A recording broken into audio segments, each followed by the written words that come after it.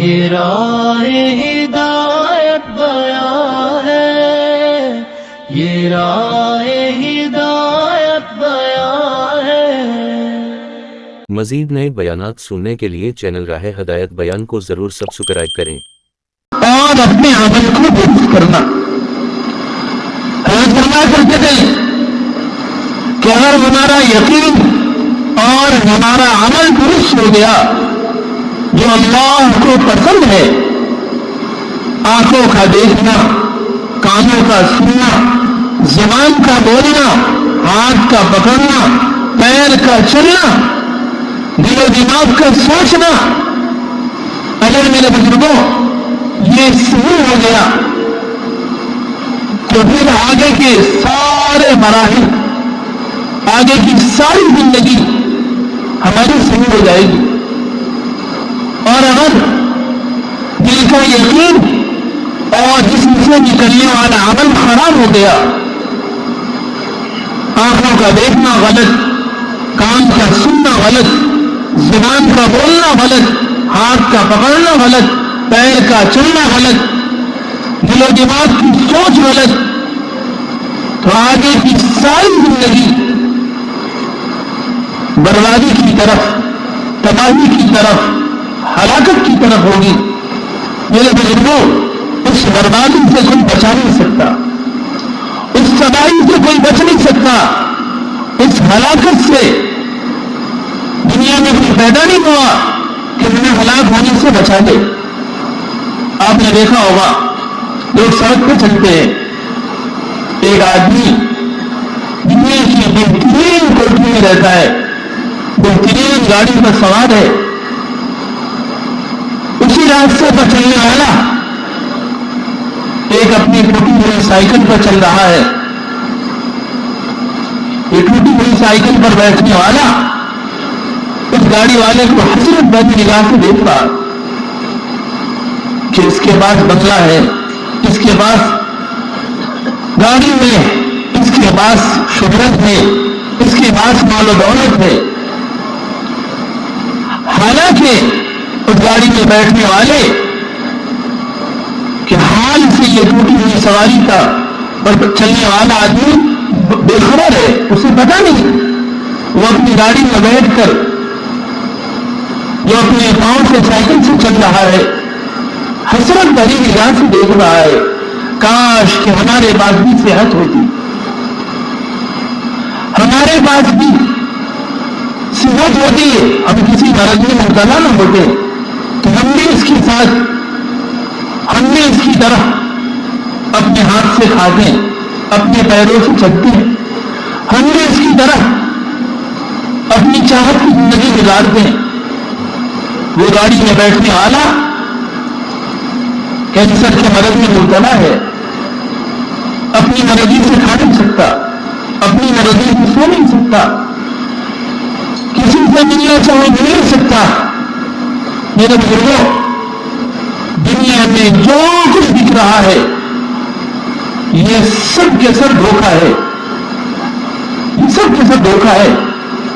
اس دھوکے سے نکلنے کے لیے حضور اکرم صلی اللہ علیہ وسلم اپنی امت کو ایک مہمان دے کر گئے، ایک طریقہ دے کر گئے، ایک زندگی دے کر گئے کہ دیکھو، اگر تم اپنی زندگی میں راحت چاہتے ہو، سکون چاہتے ہو، عافیت چاہتے ہو، اور ہمیشہ ابدی آباد کہ عزت والی زندگی چاہتے ہو، تو جو اللہ نے ہمیں کلمہ دے کر بھیجا، اللہ نے جو ہمیں طریقہ دے کر بھیجا، محنت کر کے وہ یقین، وہ ایمان، وہ اعمال حاصل کر لو، تاکہ تمہاری زندگی ہمیشہ ہمیشہ کے لیے ابدی آباد، عافیت والی ہو، سکون والی ہو، عزت والی ہو، راحت والی ہو۔ دنیا میں بھی تم عزت کے ساتھ اور آخرت میں بھی عزت کے ساتھ، دنیا میں بھی راحت کے ساتھ، آخرت میں بھی راحت کے ساتھ۔ میرے بزرگوں، وہ محنت ہم فرمایا کرتے تھے کہ کلمے کی محنت ہے۔ آج دنیا میں ہر آدمی چیزوں پہ محنت کر رہا، بنی ہوئی چیزیں بگڑے ہوئے انسان کے ہاتھ میں آتی ہے، انسان بگڑا ہوا ہے، بنی ہوئی چیزیں بھی بگڑے ہوئے انسان کے ہاتھ میں آنے سے وہ بھی بگڑ جاتی۔ صحابہ بنے ہوئے تھے تو بگڑی ہوئی چیزیں بھی ان کی ہاتھ میں آ کر بن جایا کرتی تھی۔ میرے بزرگوں، اس کائنات کا اصل اصل پونجی وہ انسان ہے، انسان میں بھی ایمان والا ہے۔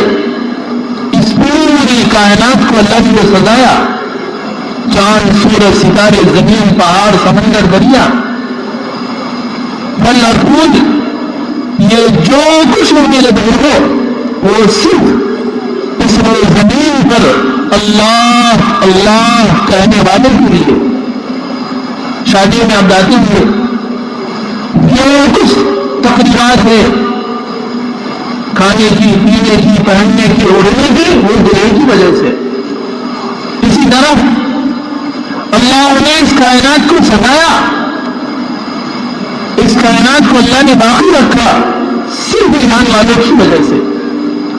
حدیث میں ہے کہ جب اس زمین پر ایک بھی اللہ اللہ کہنے والا باقی نہیں ہوگا تو اللہ رب العزت آسمان کو ختم کریں گے، زمین کو ختم کریں گے، پہاڑ روئی کے گالے کی طرح اڑیں گے، سمندر کا پانی خشک ہو گیا، آسمان ختم ہو گیا۔ میرے بزرگوں، اس کائنات پر کوئی چیز باقی دکھائی نہیں دے گی۔ اللہ نے ہمیں زندگی کے طور پر ایک پوری اور سرمایہ دیا۔ ہماری زندگی بھی ہماری پوری ہے، ہمارا سرمایہ ہے۔ ہر آدمی دیکھے کہ ہم اس پوری اور سرمایہ کو کہاں لگا رہے۔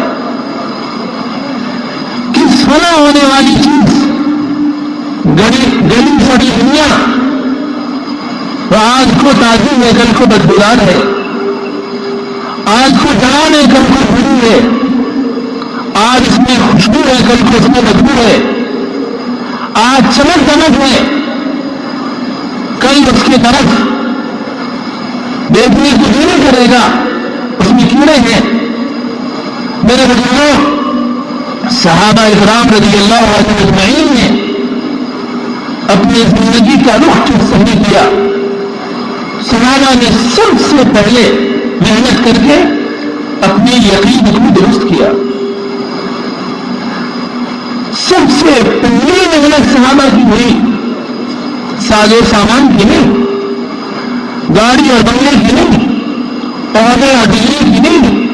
صحابہ نے سب سے پہلی محنت کلمہ لا الہ الا اللہ کی، کہ دل میں صرف اس بات کا یقین ہو کہ کرنے والی ذات صرف اللہ کی ہے۔ کس سے ہوتا ہے؟ صرف ایک اللہ سے ہوتا ہے۔ سمجھ میں آئے تب بھی، نہ سمجھ میں آئے تب بھی۔ میرے بزرگوں، حدیث میں ہے کہ جب بچہ بولنا شروع کرے تو سب سے پہلے اس میں کلمہ سکھاؤ۔ مولانا اللہ علیہ فرمایا کرتے تھے کہ اللہ نے ہر مسلمان پر 5 وقت کی نماز کو فرض قرار دیا، اس نماز میں سورہ فاتحہ کو ضروری قرار دیا۔ سورہ فاتحہ کی سب سے پہلی آیت الحمدللہ رب العالمین، کہ تمام تعریف اس رب کی ہے جو سارے جہاں کا پالنہار ہے. سب سے پہلی بات یہ بتائی گئی کہ دل کا یقین یہ کرو کہ اس کائنات کا پالنہار رب کسے کہتے ہیں؟ جو سبب کے بغیر سب کی حاجتیں، سب کی ضرورتیں جس طرح چاہے جتنا چاہے ہر ایک کی حاجتوں کو پیدا بھی کرتا ہو اور پورا بھی کرتا ہو. اللہ رب العزت کی مثال دے کر سمجھایا قرآن میں، هل أتى على الإنسان حين من الدهر، کہ انسان کیا تیرے اوپر کوئی زمانہ بھی نہیں ہوا، لم يكن شيئا مذكورا، کہ تو قابل ذکر بھی نہ تھا. ہم سب اپنی پیدائش سے پہلے دیکھنے میں کون جانتا تھا؟ ہمارا وجود، ہمارا نام کہاں ہے؟ پھر اللہ نے فرمایا کہ تمہارا وجود نہیں تھا لیکن ہم نے تمہیں پیدا کیا. انا خلقنا الانسان، انسان کا پیدا کرنے والا صرف اللہ کی ذات ہے. اور کس سے پیدا کیا؟ یہ بھی بتایا دنیا میں ہم سب جانتے ہیں کہ زمین مٹی سے بنی. ہر آدمی سے پوچھے گا بتاؤ زمین کس چیز کی ہے، تو وہ کہے گا زمین مٹی سے ہے. لیکن اگر کسی سے پوچھا جائے کہ آسمان کس کیمیکل سے بنا تو کیا نام دے گا آدمی؟ آسمان کس کیمیکل سے بنا؟ دنیا میں جتنے ہیں سب کے سب اپنی جہالت کو اقرار کریں گے، یعنی ہمیں پتا نہیں آسمان کس کیمیکل سے بنا. اللہ نے بتایا کہ ہم نے زمین کو مٹی سے بنایا تو ہمیں معلوم ہے اسی کے اوپر آسمان ہے. اللہ نے خبر نہیں دی. دنیا میں جو اپنے آپ کو بہت آگے کی چیز سمجھتے ہیں وہ بھی اپنی جہالت کا اقرار کریں گے کہ ہمیں پتا نہیں آسمان کس کیمیکل سے بنا. وہ اللہ کے علم ہے. اسی طرح انسان کو خبر نہیں کہ ہم کس چیز سے بنے، لیکن اللہ نے خبر دی انا خلقنا الانسان من نطفہ، کہ ہم نے انسان کو ایک منی ہوئے قطرے سے پیدا کیا. جس طرح ہمارا خالق ہمیں پیدا کیا سر کے بال سے لے کر پیر کے ناخن تک ہم بنائے گئے، اسی طرح ہماری ہر حاجت ہر ضرورت کا خالق بھی وہی ہے اور مالک بھی وہی اللہ ہے. پھر فرمایا کہ ایک وقت آئے گا کہ چند دنوں کے بعد تم ناقابل ذکر ہوگے. کوئی اپنے عام طور پر سکر دادا لکڑ دادا کو نہیں جانتا. ایک عمر میں پتا دیکھیں گے آپ کہ دادا فلا تھے پر دادا فلا، اور اس سے اوپر کہ نانی فلا ہے پروانی کون ہے، اس سے اوپر کتنے ناقابل ذکر ہو جاؤ گے. میرے بزرگوں، آج ہم دیکھیں گے اپنے گھر کے بغل میں بہت سے لوگ ہوں گے جو یوں کہیں گے کہ میرا ہے میرا ہے میرا ہے میرا ہے، یہ میری زمین ہے، یہ میرا بنگلہ ہے، یہ میری کوٹھی ہے. آج سے 50 سال پہلے کہنے والا کوئی تھا جو کہتا تھا کہ میرا ہے.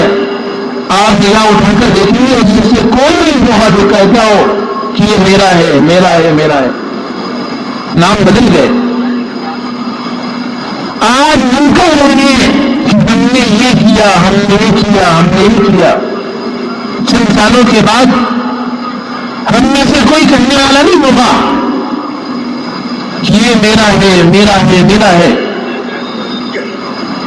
میرے بزرگوں، یہاں کی زندگی فانی ہے، یہاں کی خواہشات فانی ہے، یہاں کی ضرورتیں فانی ہے. ہر چیز ختم ہونے والی ہے. باقی رہنے والی ذات صرف اللہ کی ہے. اور اللہ رب العزت ان لوگوں کو باقی رکھے گا جو اس کائنات میں اللہ کی مرضی کے مطابق، اللہ کی چاہت کے مطابق اپنی زندگی، اپنا یقین، اپنا ایمان ٹھیک کر کے دنیا سے جائیں گے۔ اللہ نے ہمیں تھوڑی سی زندگی دی۔ مولانا اسحاق اللہ علیہ فرمایا کرتے تھے کہ دنیا کی زندگی مثل بلبلہ ہے، پانی کا بلبلہ۔ حضور اکرم صلی اللہ علیہ وسلم آپ نے صحابی سے فرمایا کہ تم میں سے کوئی شخص سمندر میں اپنی انگلی ڈالے اور انگلی اٹھا کر دیکھے کہ اس کی انگلی پر کتنا پانی آیا۔ پھر آپ نے فرمایا کہ دنیا کی زندگی آخرت کے مقابلے میں ایسی ہی ہے جس طرح سمندر کے پانی کے مقابلے میں انگلی کا پانی، جو انگلی میں پانی لگا ہوا۔ تھوڑی سی زندگی، تھوڑی سی محنت، تھوڑی سی فرصت دی، آپ دیکھیں گے ہر آدمی زمانے میں بھاگ رہا ہے، وہ جس پر ہے، کوئی موٹر سائیکل پر ہے وہ بھاگ رہا، گاڑی پر ہے وہ بھاگ رہا، ہوائی جہاز پر ہے وہ بھاگ رہا۔ کہاں جا رہے؟ نئی گاڑی خریدی، بھگانا شروع کیا، زیرو سے چلنا شروع ہوا نمبر، بھاگتے جہاں گاڑی رکی کتنا نمبر ملا کہ زیرو۔ آدمی سوچے کہ جب سے میں پیدا ہوا اس وقت سے آدمی کام میں لگا ہوا، بھاگ رہا۔ موت کے وقت جب قبر کے گڑھے میں رکھا جائے گا کیا ملا اس کو؟ ماں کے پیٹ سے خالی، قبر کے پیٹ میں خالی جا رہا۔ اللہ کا شکر ہے کفن کے کپڑوں میں جو نہیں بنایا جاتا، کوئی تکیہ بھی نہیں لگاتا، کوئی حصہ بھی نہیں بچھاتا۔ میرے بزرگوں، یہ زندگی کی حقیقت ہے کہ آدمی آیا خالی اور خالی جا رہا ہے۔ یہ دھوکہ لگا ہوا ہے کہ میں نے یہ کیا، میں نے یہ کیا۔ میرے بزرگوں، اولاد بھی کہتی ہے کہ یہ میرا ہے، یہ میرا ہے، مگر نہیں جاتی۔ اس لیے اللہ نے جو ہمیں زندگی دی ہے، جو سرمایہ ہمیں ملا، اس سرمایہ کو کہاں لگانا، کس طرح لگانا، اس رخ کو صحیح کرنے کے لیے اللہ نے ہمیں دعوت کی محنت دی ہے۔ دعوت کی محنت سے میرے بزرگوں زندگی کا رخ، محنت کا رخ صحیح ہوتا ہے، منزل کا پتہ چلتا ہے کہ ہمیں جانا کہاں، ہمیں پہنچنا کہاں، ہماری منزل کیا ہے۔ اللہ رب العزت نے کفر کی مثال کے قرآن میں والذین کفروا اعمالهم کسراب بقیعۃ یحسبه الظمآن ماء، کہ جو اللہ کی نافرمانی کے ساتھ زندگی گزارتے ہیں، کفر کی زندگی گزار رہے ہیں، ان کے اعمال ایسے جیسے وہ صحرا میں ہو، دھوپ کی تپش، سورج کی گرمی، اب پیاس کی شدت بڑھنے لگی، آدمی کو پیاس لگی، پانی کی تلاش میں صحرا میں چل رہا ہے، چلتے چلتے سامنے دیکھا کہ پانی دکھ رہا ہے، آگے بڑھتا رہا، وہ پانی اسے دکھتا رہا اور اس کی پیاس، اس کی شدت بڑھتی رہی، لیکن وہ پانی دار لمبی کی بشیا، اسے وہ پانی جس کو اس نے اپنی منزل بنا کر، اپنا مقصد بنا کر قدم اٹھایا تھا، وہ منزل اور مقصد اسے نہیں ملا، یہاں تک کہ سورج کی شعاعیں کمزور ہو گئی۔ اب وہ دیکھ رہا ہے کہ پیچھے بھی صحرا، دائیں طرف بھی صحرا، بائیں طرف بھی صحرا، آگے بھی صحرا۔ اس پانی کی تلاش میں نکلا اور جو پانی مجھے دکھ رہا تھا اتنی مسافت کے بعد بھی وہ پانی دکھے گا، وہ دکھنا بھی بند ہو گیا۔ جہاں کامیابی دکھ رہی تھی، جہاں عزت دکھ رہی تھی، جہاں راحت دکھ رہی تھی، جہاں سکون اور چین دکھ رہا تھا، جہاں خواہشات کا پورا ہونا دکھ رہا تھا، زندگی کے اتنے سال پورے ہو چکے، اتنے دن ختم ہو چکے، اور وہ پانی لینے کو تیار نہیں۔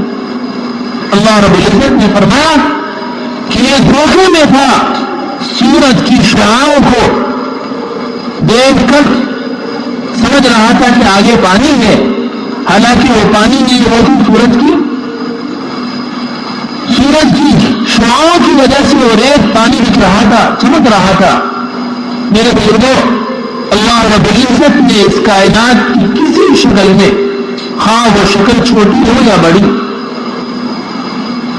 غریب کے پاس ہو یا امیر کے پاس ہو، پڑھے لکھے کے پاس ہو یا اندر کے پاس ہو، شہر والوں کے پاس ہو یا دیہات والوں کے پاس ہو، کالوں کے پاس ہو یا گوروں کے پاس ہو، عورت کے پاس ہو یا مرد کے پاس ہو، اللہ نے کامیابی رکھی ہوئی نہیں۔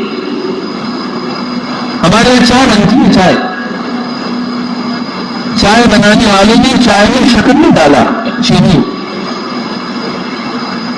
اب چائے پینے والے نے چائے بھی شکر نہیں دیا، تو اس چائے کو چمچ سے ملانا شروع کیا، پھر اس نے منہ پہ رکھا، چائے میٹھی نہیں لگ رہی، پھر دوبارہ اس نے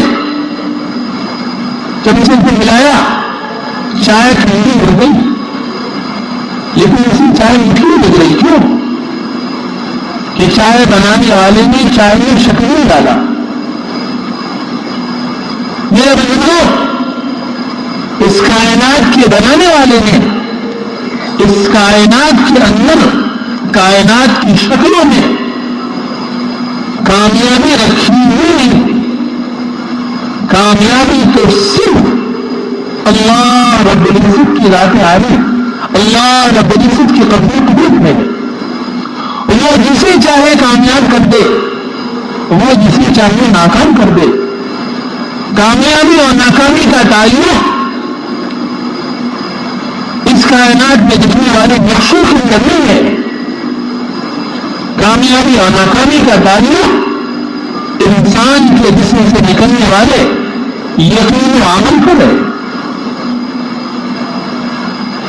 اگر ہمارا عمل حضور اکرم صلی اللہ علیہ وسلم کے عمل کی طرح ہے، ہمارا یقین اس یقین کی طرح ہے جو اللہ کو مقبول ہے، ہمارا ایمان ایمان صحابہ ہے، تو پھر اللہ رب العزت کامیابی کے نقشوں میں رکھ کر ناکامی کے نقشوں میں رکھ کر کامیاب کریں گے، ذلت کے نقشوں میں رکھ کر اللہ عزت دیں گے،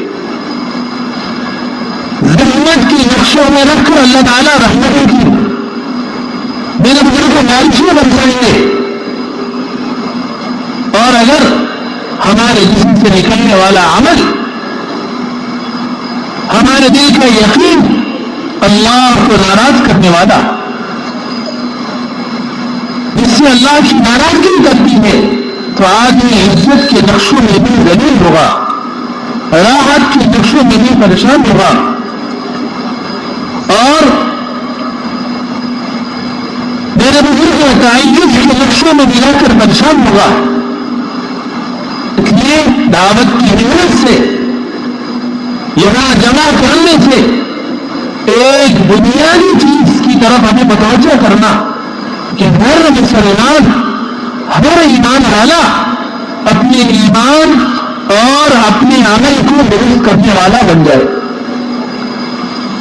میرے بزرگوں، اپنے دل کو یقین ٹھیک کریے۔ صحابہ اکرام رضی اللہ عنہم اجمعین اپنے یقین کو ٹھیک کرنے کے لیے کیا کرتے تھے؟ فرماتے تھے کہ ہر مسلمان روزانہ جس طرح اپنی ظاہری زندگی کو ٹھیک کرنے کے لیے کاروبار کو کم سے کم 8 گھنٹہ وقت دیتا ہے. 8 گھنٹے کی جاب ہے, 8 گھنٹے کی نوکری ہے, 8 گھنٹے کارخانے کو دیتا ہے. جو جگہ ہے ملازم اپنی ملازمت میں, تاجر اپنی تجارت میں, زارع اپنی زراعت میں, مزدور اپنی مزدوری میں, حاکم اپنی حکومت میں. 8 گھنٹہ آدمی اپنی بیوی بچوں کو دیتا ہے کہ میرے گھر والوں کا وقت ہے. اسی طرح ہر مسلمان کم سے کم ادنا درجے کی بات ہے, ادنا درجے کی بات ہے کہ ہر مسلمان روزانہ 8 گھنٹہ اپنے ایمان کو, اپنے یقین کو, اپنے عمل کو صحیح کرنے کے لیے مسجد کو وقت دے. 8 گھنٹہ اپنے عمل اور یقین کو درست کرنے کے لیے جس محنت سے ایمان اور یقین بنتا ہے, اس محنت کے لیے اپنا وقت فارغ کرے. آپ دیکھیں کہ دنیا میں جو بھی شعبے میں ہے اس شعبے کے لیے اپنا وقت فارغ کرتا ہے. صحابہ کا معمول تھا کہ صحابہ ایمان سیکھنے کے لیے, اپنے یقین کو درست کرنے کے لیے صحابہ پر محنت کرتے, صحابہ سے ملاقات کرتے, صحابہ کے پاس جا کر ایمان کی دعوت دیتے. امام بخاری رحمۃ اللہ علیہ بخاری شریف میں باب قائم کیا, الایمان یزید و ینقص, کہ ایمان بڑھتا ہے اور ایمان گھٹتا ہے.